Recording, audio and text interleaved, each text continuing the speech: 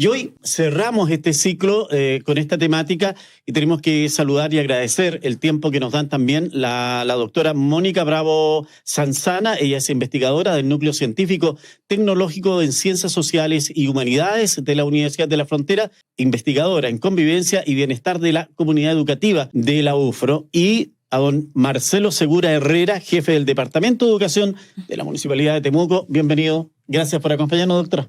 No, muchas gracias a ustedes. Esta es una gran oportunidad.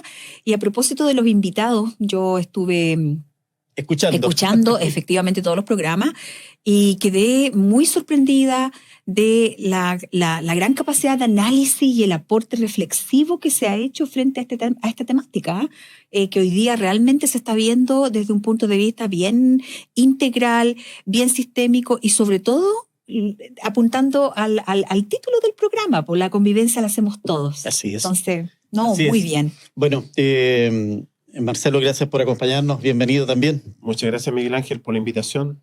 Doctora, usted escuchó los programas, abrámoslo, el debate. Bueno, a propósito de los estudiantes, precisamente esa mirada que ellos tenían, donde ellos tienen mucho que decir, mucho que aportar. Por eso siempre decimos en las escuelas que la participación ciudadana es importante, pero generalmente hemos enfocado de manera, yo diría, bastante equivocada la situación de la participación, puesto que de repente le pedimos a nuestros estudiantes, nuestros niños, niñas y adolescentes que solo acepten la normativa. Es decir, ellos tienen que portarse bien porque el reglamento lo dice así. Pero en realidad, ¿cuándo los hemos hecho partícipes de poder analizar por qué es importante el reglamento escolar? O incluso que ellos participen de la normativa. Y no solamente de la normativa para sancionar. Me gustó mucho cuando decían, no es solución expulsar al compañero, no es solución estar suspendiendo al compañero. Y también lo decían los apoderados, que eso también fue para mí sorprendente de escuchar, puesto que generalmente los apoderados lo que quieren es que todos estos estudiantes que de repente tienen comportamientos disruptivos se les aplique la ley, se les sancione y sean expulsados. Entonces no nos hacemos cargo como comunidad educativa, no nos hacemos cargo como sociedad de qué es lo que le está pasando a esos jóvenes o a esos niños y niñas, y simplemente queremos aplicar la normativa. Nunca tampoco enseñamos la compensación del daño moral. Marcelo, usted tiene larga data en el tema de la educación, ha sido seremi de educación acá. No, decirme viejo. No, de ninguna manera. Al contrario, creo que la experiencia hoy día, y me parece que es bueno el punto, porque de alguna u otra manera se está articulando eso de que la experiencia es importante. Y en eso, ¿y por qué le hago mención a eso? ¿Le sorprende a usted, desde el tiempo que, por ejemplo, fue seremi, situaciones como esta eran casi anécdotas, pero hoy día se dan como hechos puntuales, pero que se han ido repitiendo, y no solo en el ámbito público, municipal, sino que también en otros colegios en la región y también en el país? Mira, Miguel Ángel, todos están en la misma edad mía. Debemos ser contemporáneos. Y la gente que nos está escuchando y nos está viendo, que tiene nuestra edad, donde no había internet, no teníamos redes sociales, todo eso era parte de la ciencia ficción, ¿no? De la ciencia ficción casi. Sin embargo, yo estudiaba en una escuela, en un barrio de trabajadores, pero donde también estudiaban los gerentes, los empleados públicos, etc. Estábamos todos mezclados en esa escuela. Y había una cancha de fútbol que estaba como a 10 metros de la escuela. Y cuando teníamos un problema en la escuela, lo resolvíamos allá en la cancha de a combos en la cancha de fútbol. Estoy diciendo algo que muchos papás seguramente lo vivieron. Entonces, lo que quiero transmitir es que las situaciones de convivencia escolar siempre en un grupo humano, sobre todo que está presente durante gran parte del tiempo, desde las 8 de la mañana, ahora con jornada escolar completa, mucho más allá de las 2 de la tarde, va a tener problemas de convivencia, de relacionamiento, etc. Y hoy día, quizás la gran diferencia es que la sociedad chilena, por eso yo siempre pongo hablo en general, porque se culpa a la escuela de todo y es la sociedad chilena la que está más violenta. O sea, cuando tú me preguntas, ¿esto ha cambiado? Es la sociedad chilena la que hoy día, si yo salgo ahora de tu oficina, del programa, y le grito, me subo al auto y le grito a una persona, probablemente esa persona se va a levantar y me va a agredir, etc. Es la sociedad chilena la que está más violenta. Bueno, y es cosa de mirar la televisión, los crímenes son más violentos y la forma de resolver los problemas ha adquirido una violencia mayor. Quizá esa es la gran diferencia. ¿Y eso dónde se traduce? En la escuela. La escuela recibe, es como el lugar donde lo bueno que se construye en una comunidad, en un barrio, en una población, en una comunidad indígena, en una familia, lo bueno se lleva a la escuela, pero también se lleva lo malo. Entendiendo de que además el niño pasa largo tiempo de su vida en el colegio.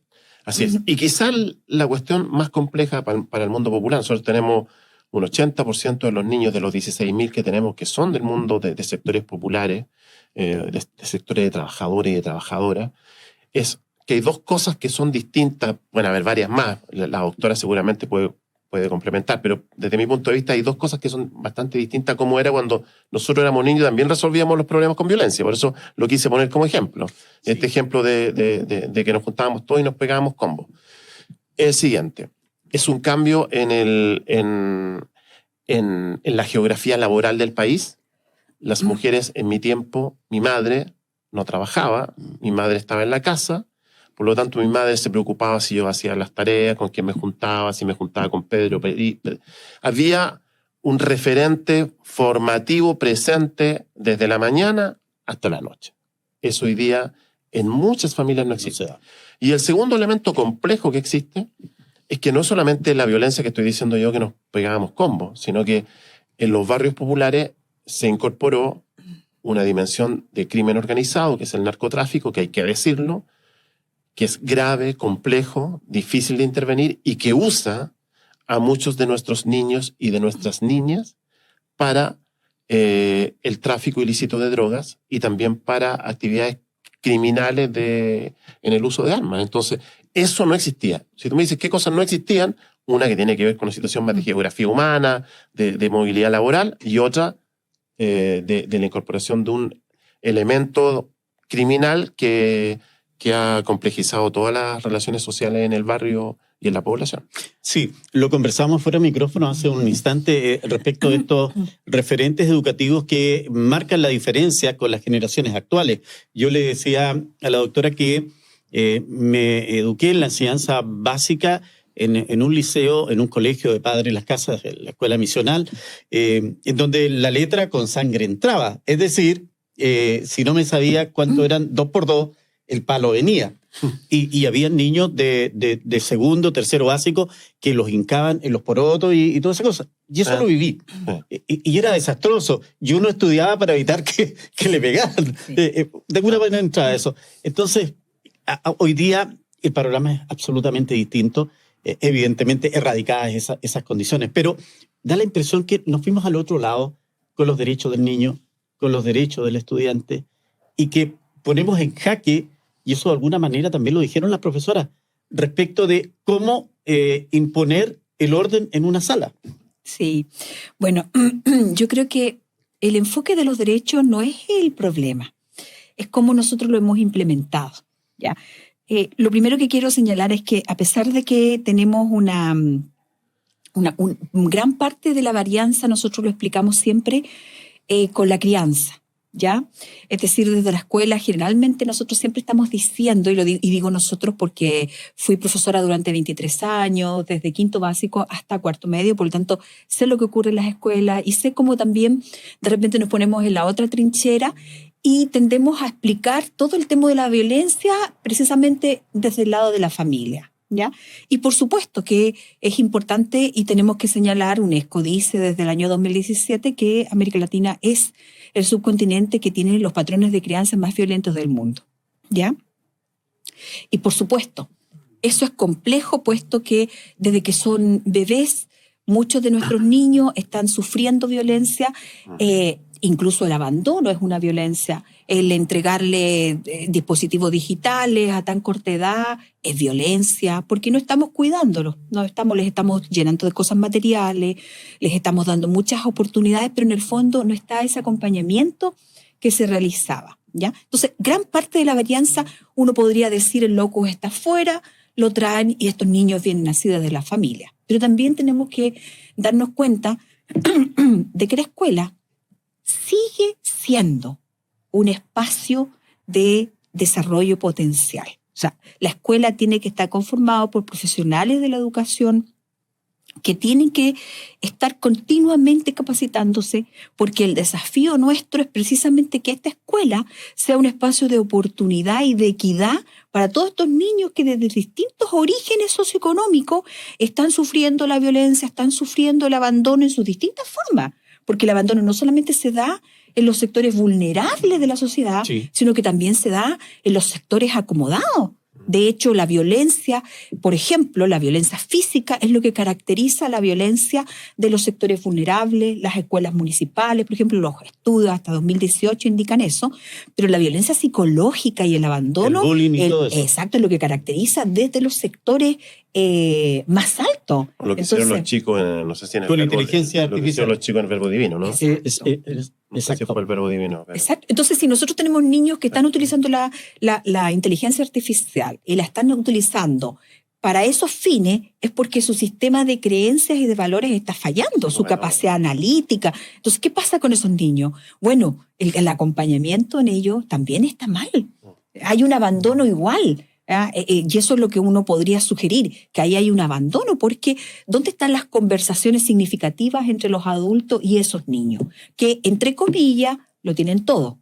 Tienen acceso a los bienes materiales, tienen acceso a lo mejor a capacitaciones, etcétera. Pero bueno, ¿qué pasa con esas conversaciones significativas entre los adultos y ellos? Fíjese que a propósito de eso, lo que está diciendo la doctora, escuchaba un comentario en un programa de Santiago que había un poco de análisis de esto mismo, y que en estos colegios acomodados era muy complicado pedirle el celular, que era un elemento que está distrayendo dentro de la sala, y guardarlo. Porque si se llegaba a extraviar ese celular, el profesor no tenía cómo pagarlo, porque, claro, hay que devolverlo por la calidad, digamos, y el modelo que trae el equipo. Claro, que el último modelo. Seguro. Claro. Entonces, desde ahí tenemos estos temas. Y yo estaba escuchando atentamente, doctora, y me parece que el colegio, el aula, que es donde el papá dice, no, tú vas a ir a estudiar. Yo creo que el ir a estudiar es una parte, pero lo otro es de la convivencia, que me parece que hoy día es tremendamente importante, Marcelo. Sí, y yo creo que uno puede, volviendo a tu pregunta que le hiciste a la doctora, uno puede ser un defensor y un promotor de una educación de derechos, pero no por eso ser debilucho en la sala de clase. Uno puede ser recto también, ser riguroso, con cariño. O sea, creo que esas dos cosas pueden ir acompañadas. Sí. O sea, ¿quién mejor que Gabriela Mistral, que era una profesora recta, que ponía límites, que era exigente, era muy exigente como profesora, pero ella dice que la gente, que los niños y niñas tenemos que aprender con amor, con abrazos, con cariño. Entonces, esas dos cosas tienen que ir acompañadas. Ahora, claramente, el entorno de los climas de relaciones entre estudiantes del año 2023, en relación a lo que tú me preguntabas al inicio, ha cambiado. Sin duda. Y yo aquí quiero decir algo que lo planteo en conversaciones más privadas.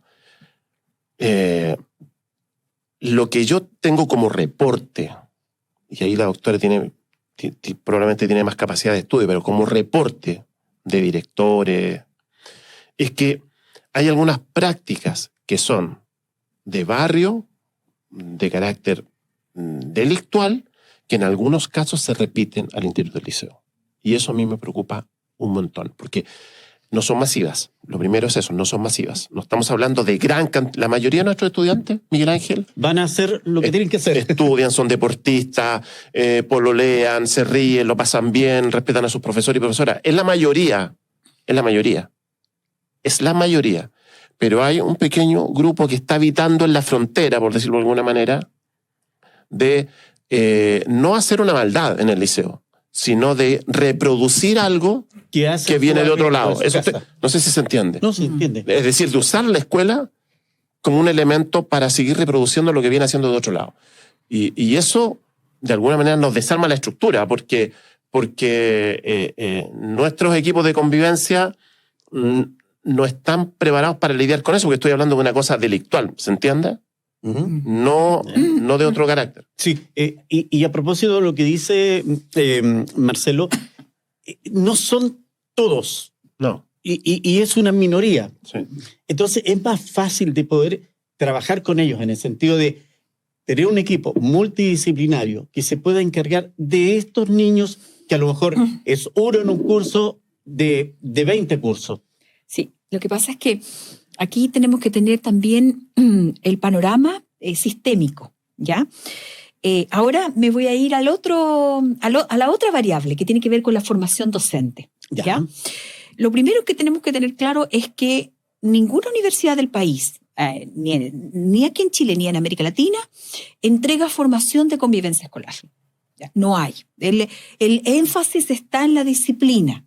Y la política pública de este país y a nivel internacional siempre ha estado también poniendo el foco en los rendimientos a través de distintas pruebas estandarizadas y por lo tanto durante mucho tiempo estuvimos esforzando todos los recursos país, de manera histórica incluso, una gran cantidad de recursos país, precisamente en generar más horas para lenguaje, más horas para matemáticas, más horas para esto, y descuidamos todo lo que tiene que ver con esta promoción del entorno, generar ambientes seguros, que los profesores supieran gestionar la convivencia escolar y sobre todo tener la mirada de que la convivencia es de todos y no del inspector.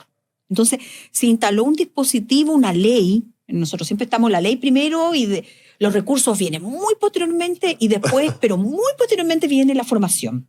Entonces, obviamente que así las cosas nunca van a resultar. Y siempre también relevo lo importante del contexto pandemia. La pandemia nos permitió relevar problemas como la salud mental. Nos permitió relevar esto de sentirnos cómodos, sentirnos seguros y darnos cuenta de que en realidad la salud mental tenía que ver con las relaciones interpersonales, con el bienestar en la escuela, no solamente de nuestro estudiante, sino que del profesor, del apoderado. Entonces, dijo la ciencia, pero recuerden que hace más de 20 años venimos diciendo que en realidad el foco no está en mejores rendimientos en lenguaje y en matemática. La cosa tiene que ver con estos indicadores de cómo está percibiéndose el clima de la escuela, pero cómo está en su relación con el bienestar de la escuela. ¿Qué pasa con los indicadores de salud mental de las personas? La satisfacción que tienen, el sentido de seguridad que tienen. Bueno, eso lo venimos a entender ahora, recién, 2-3 años. Entonces nos damos cuenta del panorama. Post-pandemia, porque la pandemia develó... Ese es un temazo. Permítanme hacer un alto porque son las 16:30. Una pausa. Volvemos enseguida. Seguimos conversando en Conexión Ciudadana a través de la radio de la Universidad de la Frontera, UFRO Radio. Estamos en Conexión Ciudadana hoy día analizando este tema, violencia escolar, responsabilidad de todos, es el título de hoy. Y estamos entrando en el tema de salud mental y me dice Cristina, qué buena, pregunta por favor por salud mental y si saben de psicoeducación. Ahí los estoy escuchando. Pregunte si conocen el Círculo Polar para apoyo de trastornos de ánimo, ansiedad, si se apoyan en estas instancias. ¿Usted estaba, doctora, en esa línea? Sí. De los efectos que tuvimos, que entre otras cosas, ¿cierto? La pandemia nos deja situaciones transversales y no solo en Chile, sino que todo el mundo.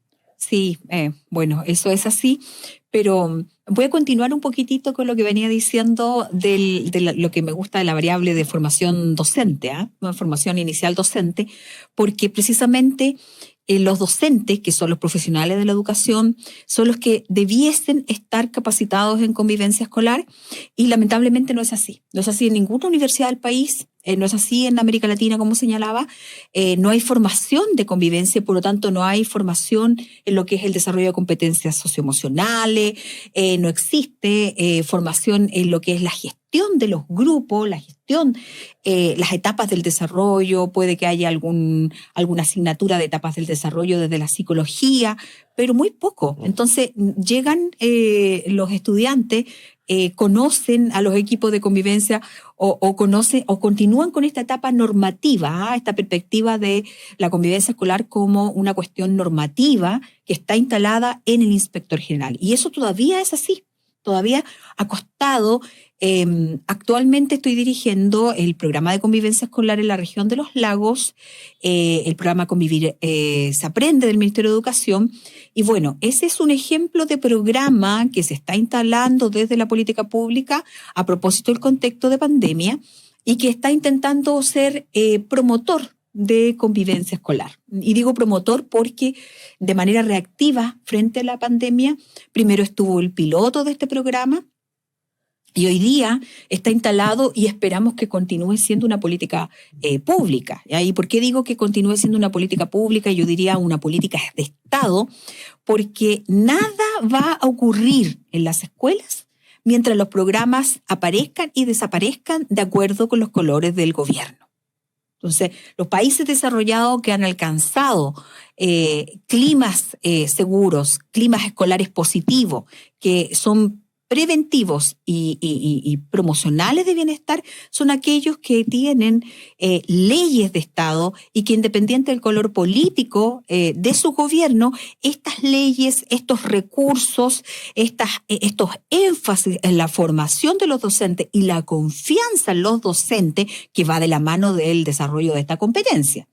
Yo confío en cualquier persona, cualquier profesional, cuando esa persona me indica que es competente. Entonces, si nosotros no desarrollamos competencia, primero en nuestros equipos directivos, la literatura dice que tiene que ser ahí el énfasis, los equipos directivos, si los equipos directivos, director, inspector general, orientador y todas las personas que toman decisiones dentro del interior de la escuela no están capacitados en convivencia, nada va a pasar. Ellos son los primeros. Luego, la competencia de los profesores, asistentes de la educación que forman parte de la ley desde el 2015 y rara vez son capacitados. Administrativos y todo adulto de la escuela debe capacitarse en clima escolar. Hoy día los estudios de suicidalidad, cómo se pasa de la ideación suicida al suicidio, indican que bastaría un adulto significativo en un espacio cercano a ese niño o adolescente para que la situación cambiara. Eso significa que todos los adultos de la escuela debiesen estar capacitados. Y por eso vuelvo a lo que señalaba al principio de esta entrevista, donde yo decía que la escuela, independiente del grupo socioeconómico, del sector de donde venga el estudiante, independiente de los gobiernos que hayan, la escuela debe éticamente ser un espacio de oportunidad y equidad para todos nuestros niños, niñas y adolescentes.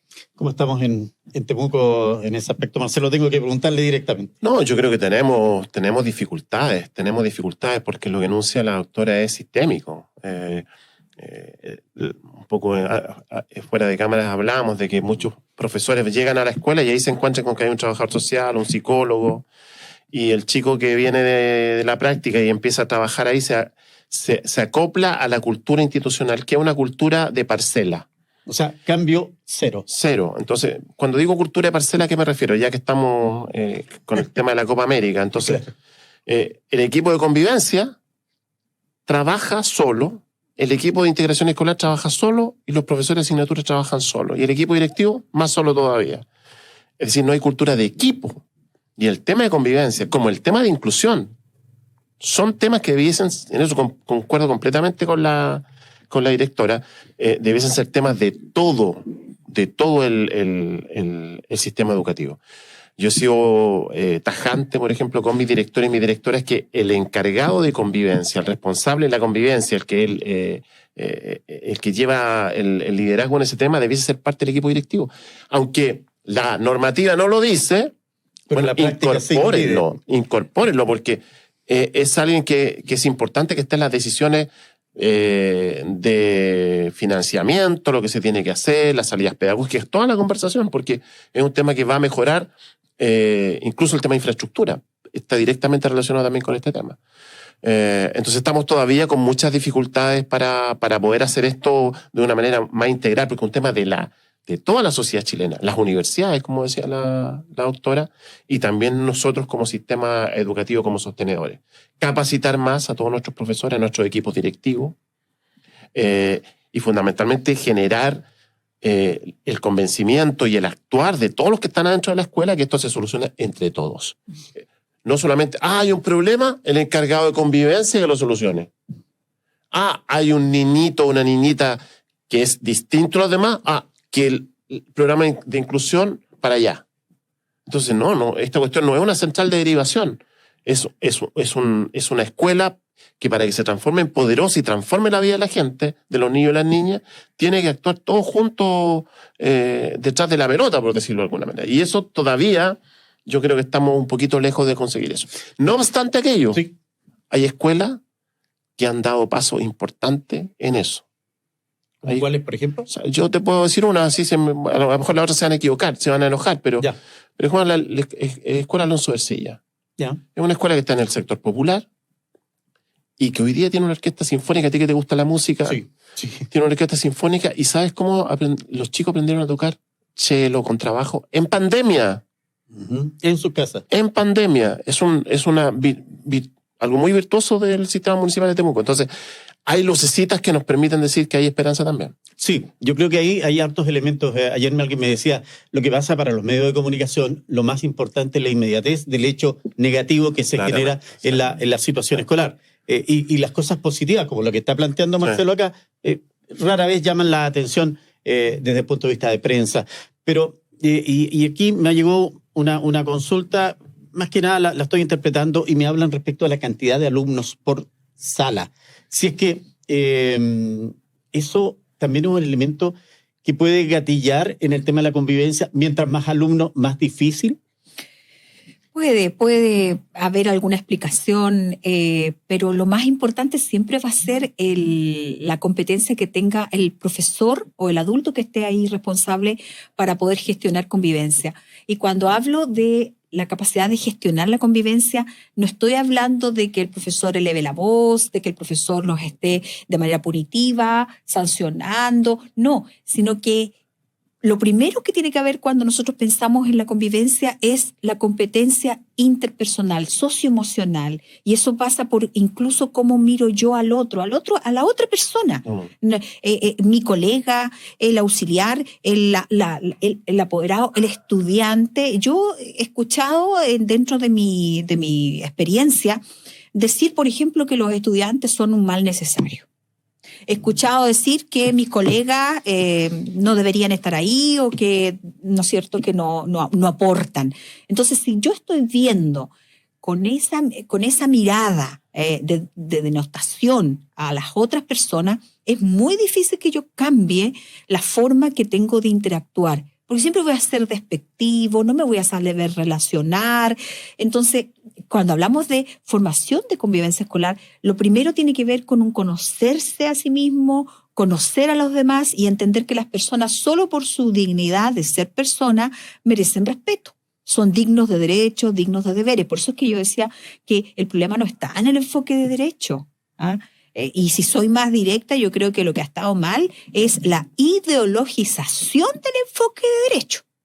Y que eso es terrible porque, y aquí hablo a modo personal, nosotros no deberíamos estar ideologizando nada en las escuelas. Nosotros deberíamos proteger a nuestros niños y entregarles pensamiento crítico, reflexivo. Esa es nuestra labor.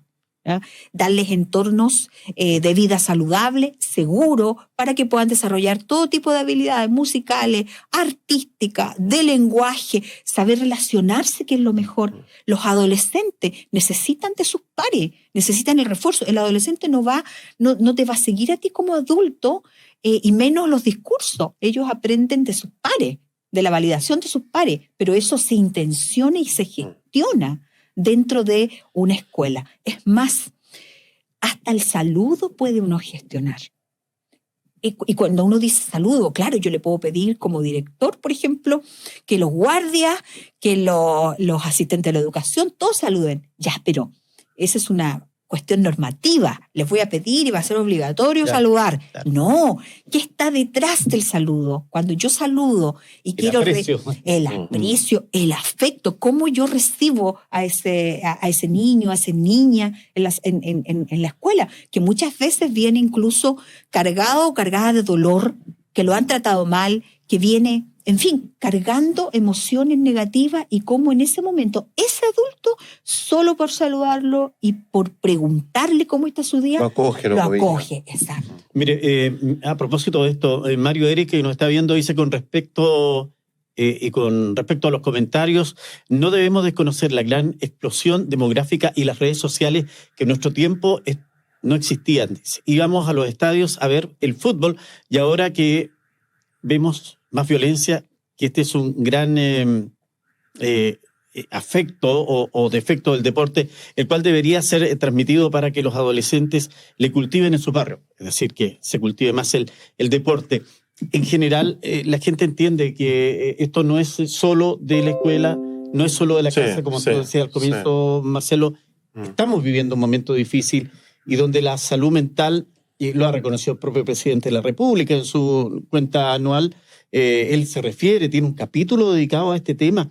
Entonces, claro, de repente... Nunca un presidente había hablado tanto de... Creo que debe ser...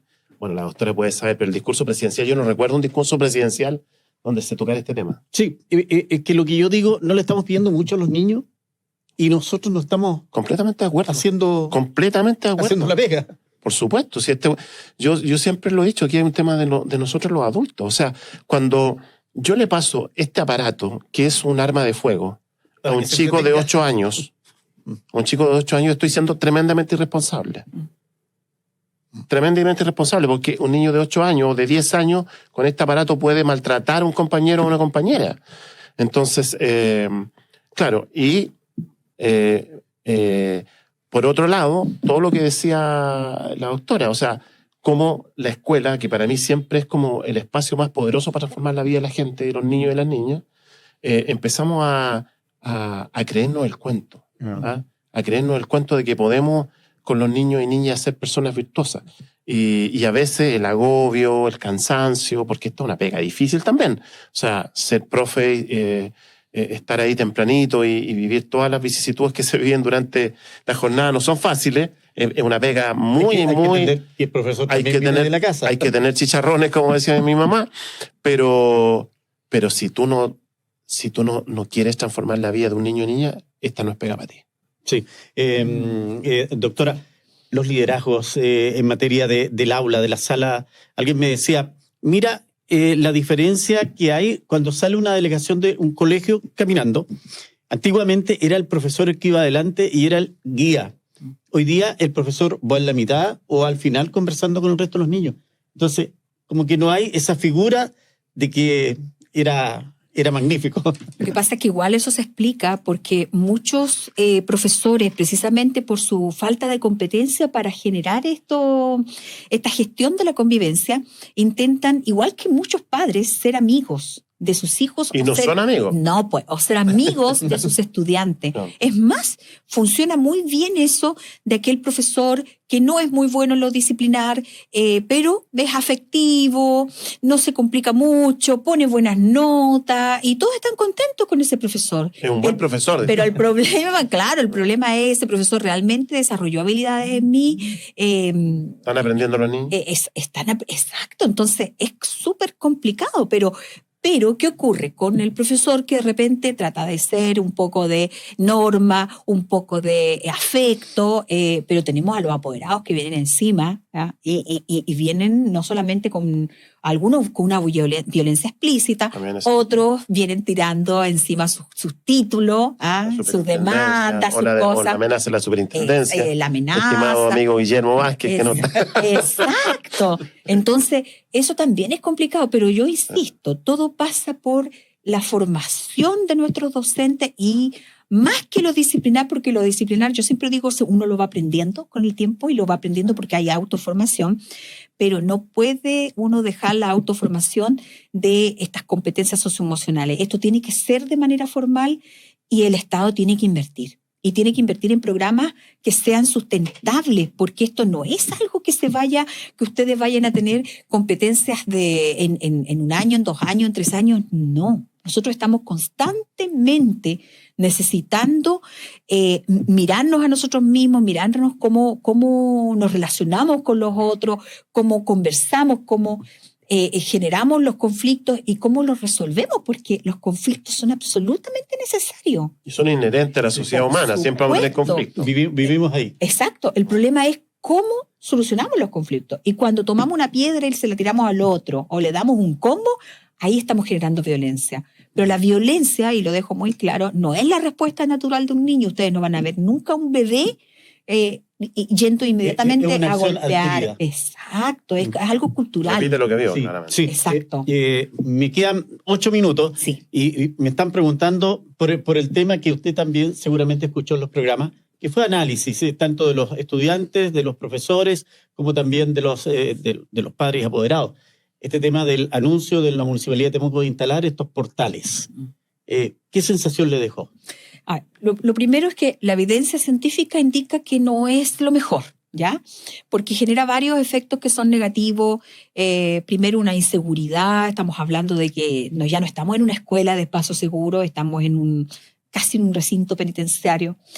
Genera una cultura de desconfianza, y estamos hablando de estudios que lo dicen desde el 2000, hay algunos del 2010, que ya vienen en los países desarrollados. Los países desarrollados llevan 30, 40 años, ya pasaron por todos estos problemas. No significa que no tengan problemas, pero significa que ya tienen un poco de sabiduría acumulada y evidencia científica. Por lo tanto, desde ese punto de vista, viene solamente a representar lo que nosotros estamos siempre haciendo, que es reactivo. Ahora, desde el punto de vista de lo específico, y cuando hablo específico, es decir, algunas escuelas, algunos sectores, uno podría a lo mejor comprender esa medida dependiendo de los indicadores de violencia y de qué tipo de violencia hablamos. Pero ahí tendría que ser ni siquiera esto, sino que tendría que ser un programa integral de formación con equipos multidisciplinarios y con larga data. O sea, no sirven estos portales, no sirven aquí, no sirven en Estados Unidos, no sirve. Genera una cultura complicada de miedo, de incertidumbre, porque pensemos que esto también son aislados los niños que presentan estos problemas. Entonces, ¿qué pasa con el resto de los niños, especialmente de escuelas donde tenemos desde preescolar hasta 4º medio? Entonces, estamos dando una señal que es compleja. Uno de los aspectos que no hemos mencionado acá y que tiene que ver con la convivencia escolar es el vínculo familia-escuela. Estamos pésimos, ¿ya? La familia está en la otra trinchera. Y la escuela culpa a la familia culpa a la escuela, y al final no nos enganchamos. Ahí dando efectivamente, siendo que somos los adultos. Entonces, como decía Marcelo, los adultos somos los responsables. Por lo tanto, la escuela sí puede generar instancias de vinculación y debe persistir, porque la escuela de repente genera algunos talleres de escuelas para padres, pero como no asisten los apoderados o asisten muy poco, entonces desiste. Entonces, no, para que algo se genere y que tiene que ver con nuestras relaciones personales, con nuestros afectos, tiene que ser sustentable en el tiempo. Tanto da la gota al cántaro, uno tiene que persistir en esto para generar cambio y vincular a la escuela. Cuando nosotros vinculamos a la escuela, bueno, podemos trabajar en conjunto desde los patrones de crianza, por ejemplo, lo que decía Marcelo del celular, los niños de 8 años, lo vemos que le entregan el celular a las guaguas. Entonces, o sea, si esto pudiera ser penalizado, tendríamos a varios padres y madres presos. Marcelo. 89.3 en Temuco. UFRO Radio.